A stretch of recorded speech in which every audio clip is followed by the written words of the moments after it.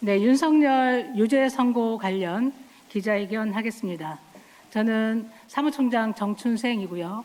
수석 최고위원 차규근 의원님 함께 하셨습니다. 그리고 원내대변인 강경수 의원 함께 하셨습니다. 시작하겠습니다. 윤석열 허위사실 공표 1심 유죄, 국민의힘은 보전받은 선거비용 397억 원 반환을 준비하십시오.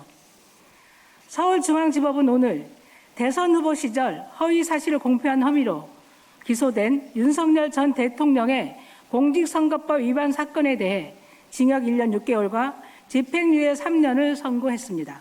사필 규정입니다. 저는 지난해 4월 21일 조국 혁신당의 고발 대리인으로 윤석열 전 대통령의 허위사실 공표 혐의를 국가수사본부에 고발했습니다. 이후 사건이 김건희 특검으로 이첩된 뒤인 8월 25일에는 고발인 조사에도 직접 임했습니다. 늦게나마 법원의 판단으로 윤석열 전 대통령이 법의 심판을 받게 된 것을 뜻깊게 생각합니다. 윤석열 전 대통령은 대선 과정에서 국민 앞에서 허위 사실을 공표했습니다.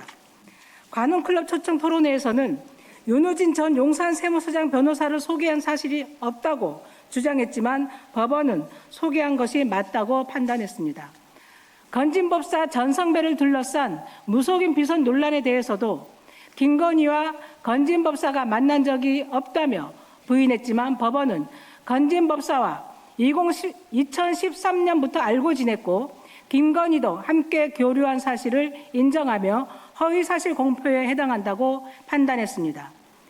이 같은 내용은 당시 조국혁신당이 제출한 고발장에 구체적으로 적시했던 공직선거법 위반 사유들입니다. 오늘 법원은 죄질이 가볍지 않다고 판단하며 공소사실을 유죄로 인정했습니다. 파면으로 불소추 특권이 사라진 이후에야 진실은 결국 법정에서 가려지고 있습니다. 윤석열 전 대통령을 대통령 후보로 공천했던 국민의힘 역시 그 책임을 져야 합니다. 국민의힘이 지난 대선에서 보전받은 선거 비용은 397억 원에 달합니다. 거짓에 기반한 선거로 지급받은 선거 비용 보전금, 그 막대한 국민의 혈세를 국고로 되돌려 정상화해야 합니다. 국민의힘은 지금부터 선거 비용 반환을 준비하십시오. 국민의힘은 여전히 내란 정당의 그늘에서 벗어나지 못하고 있습니다. 장동혁 대표 역시 장외 올공 정치에 의존하며 윤호개인과 부정선거 주장에 기대고 있습니다. 이제라도 국민 앞에 책임 있는 자세를 보여줘야 하는 것 아닙니까? 장동혁 대표를 비롯한 국민의힘 지도부는 국민 앞에 사죄하고 즉각 사퇴하십시오. 끝내 반성과 쇄신을 외면한다면 법원이 심판으로 끝나지 않고 국민이 더욱 준엄한 심판을 받게 될 것이라는 사실을 명심하시기 바랍니다.